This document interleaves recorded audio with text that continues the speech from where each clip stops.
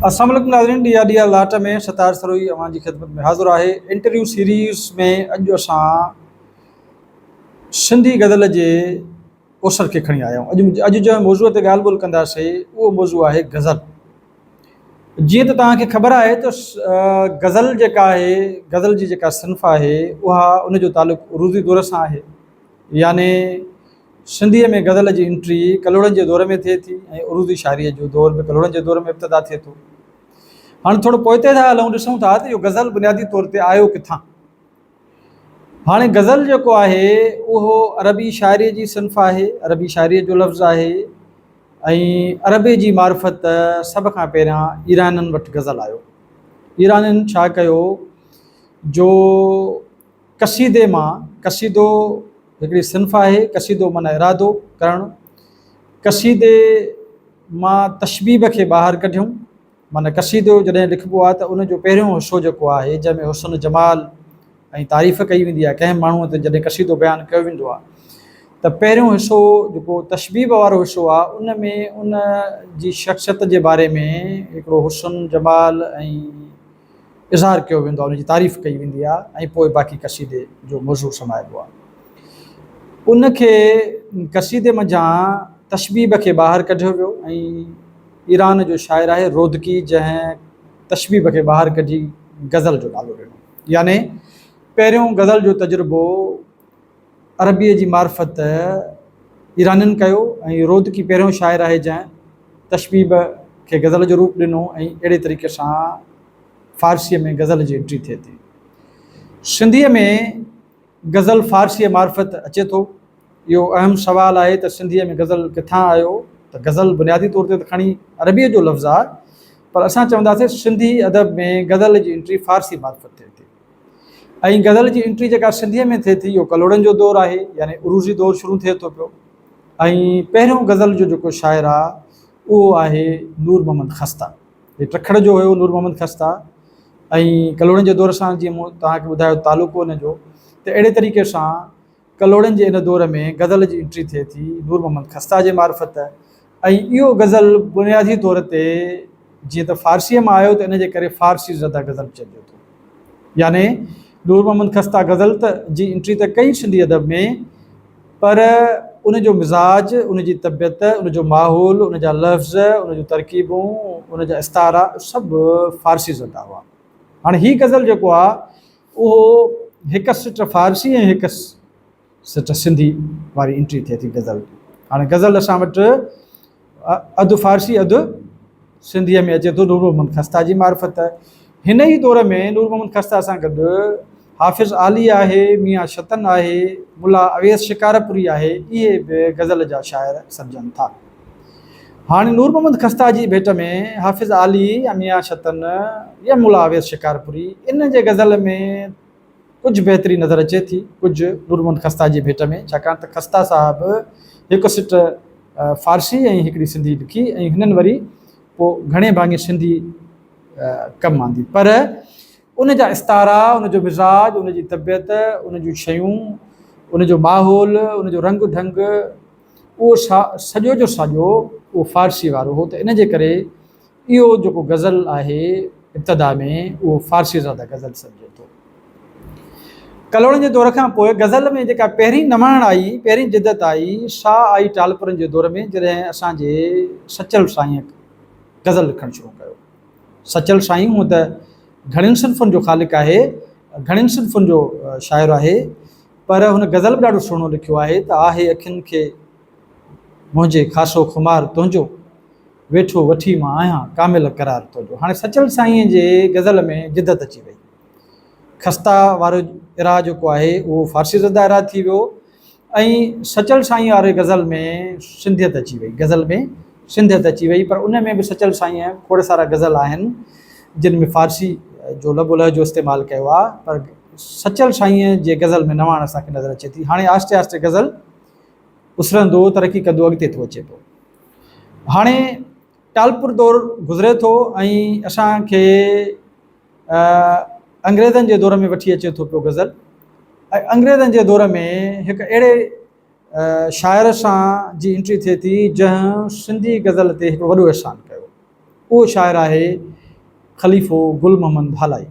ख़लीफ़े गुल मोहम्मद हालाई सिंधी शाइरीअ खे मुकमिल माना सिंधी गज़ल खे मुकमिल सिंधी लिबास पारायो।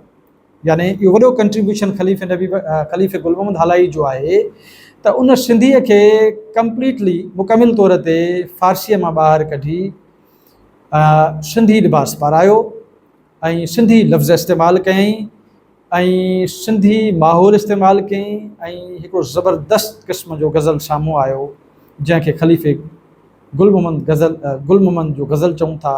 हिकिड़ो गुल मोहम्मद हालाईअ जो इरा आहे गज़ल जे हवाले सां ऐं गज़ल में इहा नवाण अची वई। ख़लीफ़े गुल मोहम्मद जे गज़ल में नवाण त अची वई पर ख़लीफ़े साहब दीवान लिखियो ऐं दीवान माना पहिरियों दीवान साहिब दीवान शाइर जेको आहे उहो ख़लीफ़ो गुल मोहम्मद हालाई आहे। दीवान गज़ल जो ई लिखिबो आहे ऐं काफ़िया जेके आहिनि उहे अलिफ़ बे जे हिसाब सां हूंदा आहिनि त इन जे करे उनखे दीवान चइबो आहे, अलिफ़ बे ते आधारियल काफ़िया। त दीवान लिखण जे चकर में ख़लीफ़े साहब सिंधी लफ़्ज़ त इस्तेमालु कया पर उन जा जेके काफ़िया हुआ उहो काफ़ी अणावा ऐं कुझु न ठह कंदड़ बि रहिया। इन जे करे ख़लीफ़े साहब जे गज़ल ते इहा बि तनक़ीद थिए थी त उन काफ़ियनि जी जेका भरमार कई उन में यकसानियत इलाही हुई ऐं शयूं पर बहरहाल उनजो कंट्रीब्यूशन ख़लीफ़े साहब जो इहो हो त उन सिंधी गज़ल खे नओं वेस पारायो। अच्छा, हाणे अंग्रेज़नि जे दौर में ई हिकिड़ो ॿियो गज़ल जो बादशाह पैदा थिए थो जंहिंखे असां मीर अब्दुल हुसैन सांगीअ जे नाले सां सुञाणूं था ऐं सांगीअ खे सिंधी गज़ल जो बादशाह चवनि था। हाणे सांगीअ गज़ल में कमाल करे ॾेखारियो। कमाल ईअं करे ॾेखारियईं त इश्क दर्द ऐं विछोड़े जो जेका भोगना आहे कैफ़ियतूं आहिनि उहे असांखे सांगी साहब जे गज़ल में बेनताह मिलनि थियूं ऐं हीअ रोमेंटिसिज़म जी एंट्री गज़ल में करे थी। जमालियात, हुस्न, मोहबत, जज़्बा, एहसास, छाकाणि त सांगी साहब पाण हिकिड़ो वॾो आशिक़ मिज़ाज माण्हू हो। हुन जो हिकिड़ी हाजरा नाले औरत सां इश्क थियो ऐं चोटाचोट इश्क थियो ऐं उन जे इश्क में हुन शाइरी कई, हुन गज़ल लिखियो ऐं हुनजी गज़ल जो पंहिंजो हिकिड़ो अलॻि रोमांस आहे। हाजरा नाले इन औरत जे वफ़ात खां पोइ उन हिकु अंग्रेज़ औरत सां शादी कई जंहिंखे मिस राइट था चवनि पिया ऐं पोइ उन जो अॻिते हली नालो रखियो वियो बिल्किस। सो ही जॾहिं तव्हां सांगी साहब खे पढ़ंदो त वरी पोइ उनजे प्रोफाइल में तव्हां ॿियूं शयूं बि उनजी ज़िंदगीअ में झाती पाईंदो। सो सांगी साहब जो जेको गज़ल आहे उहो बि रोमानवी गज़ल आहे, दर्द ऐं आशोब उन गज़ल में शामिलु आहे ऐं हक़ीक़ी माना में गज़ल जो हिकिड़ो रंग निर्वार थिए थो। सांगी साहब जी शाइरीअ में तग़ज़ुल उन में अचे थो ऐं इन करे उनखे चवनि था गज़ल जो बादशाह।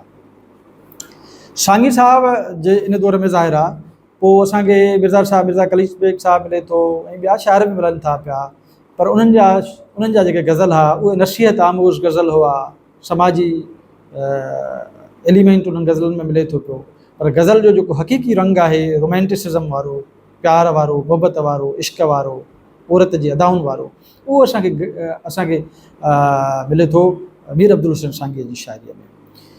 उन खां पोइ गज़ल जो वरी हिकिड़ो नओं दौरु शुरू थिए थो। हाणे माना हिकिड़ो अवाइली दौरु गज़ल जो माना कलोड़नि खां वठी टालपुरनि ताईं यको, पोइ अंग्रेज़नि जे दौर जो वरी हिकिड़ो ॿियो दौरु शुरू थिए थो गज़ल जो जंहिंमें मीर अब्दुल हुसैन सांगी अचे थो, ॿिया बि शाइर अचनि था पिया। बहरहाल सांगी खे गज़ल जो बादशाह तसवुरु कयो वञे थो। उन खां पोइ अंग्रेज़नि खां पोइ वरी पोइ जेको दौरु आहे उन में वरी गज़ल हिकिड़ो अयाज़ इरा शुरू थिए थो, शेख अयाज़ जी इरा शुरू थिए थी त शेख अयाज़ गज़ल में पंहिंजा मौजज़ा कया आहिनि।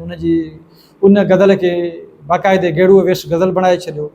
माहौल बि सिंधी, लफ़्ज़ बि सिंधी, तरकीबूं बि सिंधी, इस्तारा बि सिंधी, मुशाहिदा बि सिंधी, ॻाल्हियूं बि सिंधी ऐं उन गज़ल में रोमांस जी ॻाल्हि त कमाल जी ॻाल्हि, समाज जी ॻाल्हि त कमाल जी ॻाल्हि, क़ौमपरस्तीअ जी ॻाल्हि त कमाल जी ॻाल्हि। हक़ीक़ी माना में गज़ल खे तग़ज़ुल ॾांहुं वठी आयो असांजो शेख अयाज़ ऐं पोइ उन जे दौर उन जा हमअसर शाइर जंहिंमें उस्ताद बुखारी, तनवीर अब्बासी, शमशेरुल हैदरी, इमदाद हुसैनी, असां वटि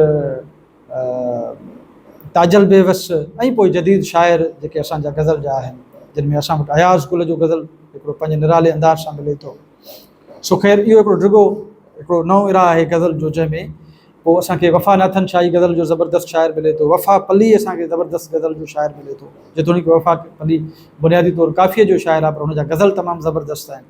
सो ख़ैर माना इहो हिकिड़ो गज़ल जो हिकिड़ो नओं दौरु शुरू थियो, ऐं पोइ गज़ल जी जेका फील्ड आहे, ख़ेतर आहे, उन में हिकिड़ा नवां तजुर्बा थिया।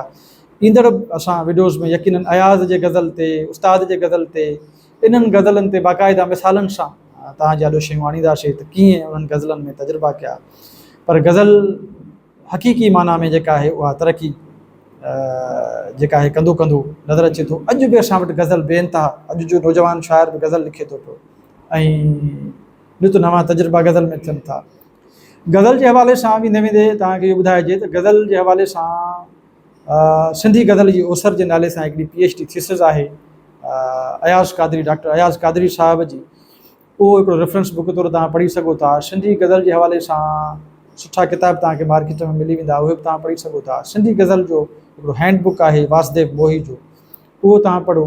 सिंधी गज़ल जो तजज़ियो शेख अब्दुल रज़ाक राज़ जो किताबु आहे। अहिड़े तरीक़े सां बेशुमार किताब तव्हांखे मिली वेंदा, इन हवाले सां तव्हां पढ़ी सघो था पिया। उमेदु आहे त गज़ल जे हवाले सां ही मुख़्तसिर तारुफ़ आहे। यादि रखो त मां गज़ल ते डिटेल में न ॻाल्हायो आहे, इन जे करे तव्हांखे सिर्फ़ु इशारनि कनायनि में कुझु हिकिड़ो इमेज ॾिनो आहे गज़ल जे हवाले सां।